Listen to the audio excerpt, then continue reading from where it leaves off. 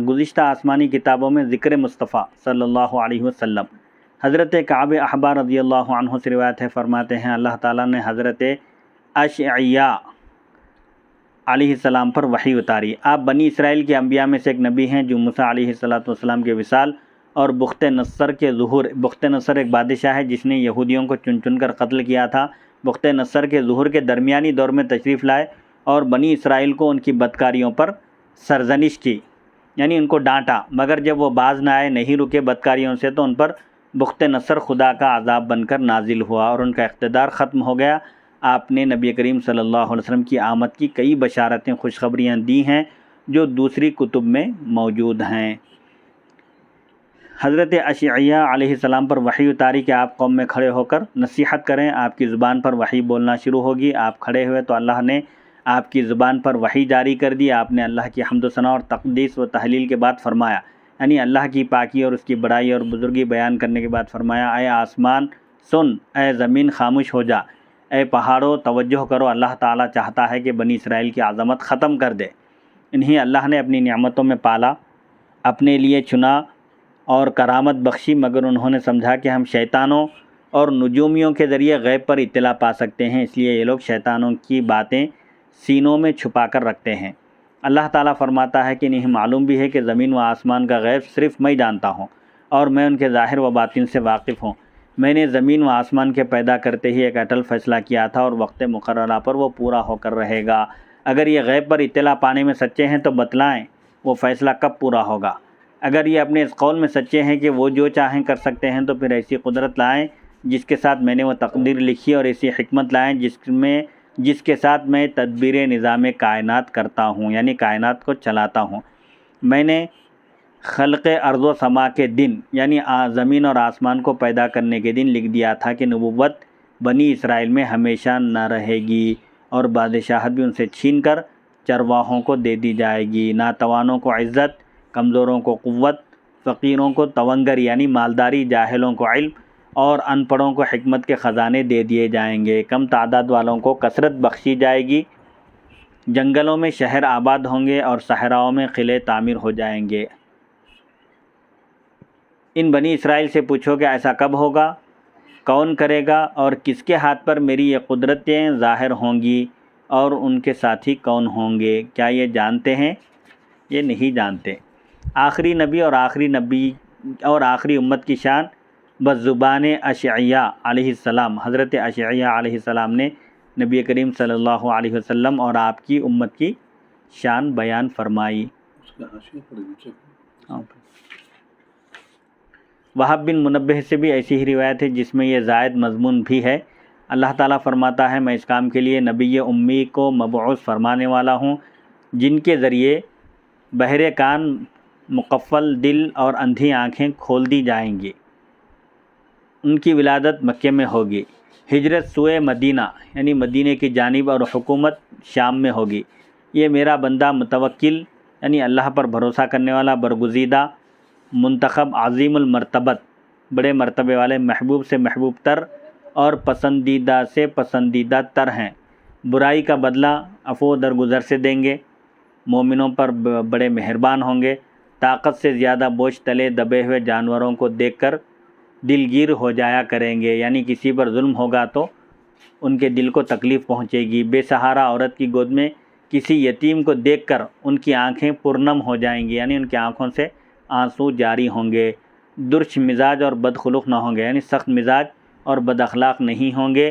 بازاروں میں شور و غل کرنے سے کوسوں دور اور بد کلامی سے پاک ہوں گے۔ بازار میں لوگ جیسے چیخ پکار کرتے ہیں ایسے شور شرابے سے دور رہیں گے اور ایسا شور شرابہ بھی نہیں کریں گے، اور کبھی بد کلامی سے، بد زبانی سے بات نہیں کریں گے۔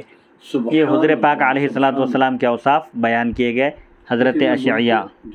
بلکہ ملک شام کا ہے، آگے اس کی وہی تشریح آ رہی۔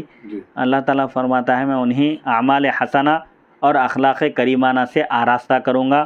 طمانینت یعنی اطمینان اور وقار ان کا لباس، نیکی ان کا شعار یعنی ان کی نشانی، تقوی ان کا ضمیر، حکمت ان کی فراست یعنی مومنانہ قوت، صدق و وفا سچائی اور وفاداری ان کی طبیعت، عفو درگزر اور بھلائی ان کے اخلاق، عدل ان کی سیرت، حق ان کی شریعت، ہدایت ان کی کتاب، اسلام ان کا دین اور احمد ان کا نام ہوگا صلی اللہ علیہ وسلم۔ میں ان کی برکت سے جاہلوں کو علم، ناقصوں کو عظمت، گمناموں کو شہرت، کم تعداد والوں کو کثرت، فقیروں کو مالداری اور نفرت و عداوت کی وجہ سے بکھرے اور پراگندہ دلوں کو دولت اتحاد و اتفاق دے دوں گا۔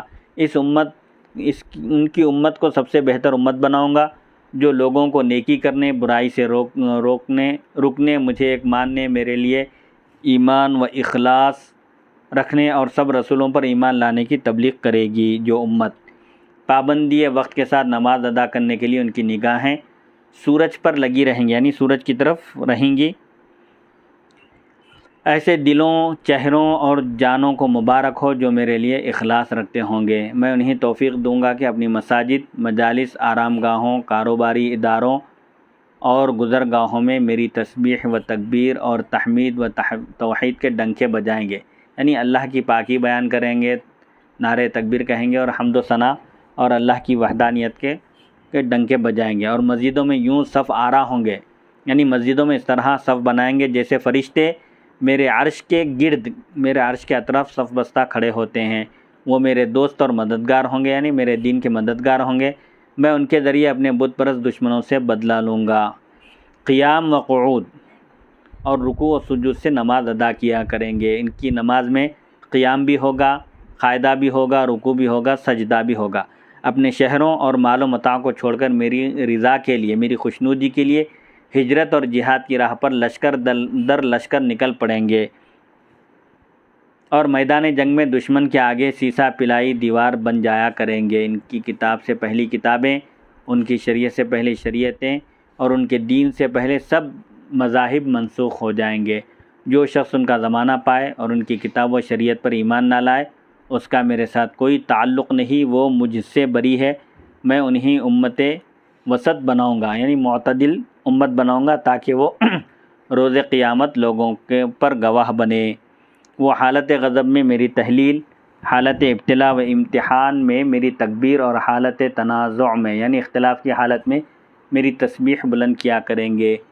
چہرے کہیں جھگڑا وغیرہ ہو تو جھگڑے کو چھوڑ کر اللہ کی پاکی، اس کی تسبیح بیان کریں گے اور جھگڑے میں نہیں پڑیں گے، یعنی حق پر ہوتے ہوئے بھی اپنا حق چھوڑ دیں گے اور خواہ کے کسی سے الجھیں گے نہیں۔ چہرے اور اعضاء دھویا کریں گے، یعنی وضو کیا کریں گے، کمر پر تہبند باندھیں گے، یعنی لنگی پہنیں گے، نشیب و فراز میں میری تکبیر و تحلیل کرتے پھریں گے۔ نشیب و فراز یعنی اونچائی پر اور زمین کی سطح پر، پہاڑوں پر بھی اگر ہوں گے تو تکبیر و تحلیل کرتے پھریں گے۔ حالت احرام کی طرف اشارہ ہے۔ حالت احرام میں پہاڑوں پر بھی چڑھتے ہیں، اترتے ہیں، صفا مروہ کے درمیان سعی کرتے ہیں اور لبیک کی وہاں پر صدا لگاتے ہیں، خون سے قربانی کریں گے، اللہ کی کتاب سینوں میں محفوظ رکھیں گے، یعنی ضرورت پڑنے پر وہ لوگ اپنی جان بھی دے دیں گے، اللہ کے دین کی خاطر دشمن سے لڑتے ہوئے شہید بھی ہو جائیں گے، اپنا خون بھی قربان کر دیں گے۔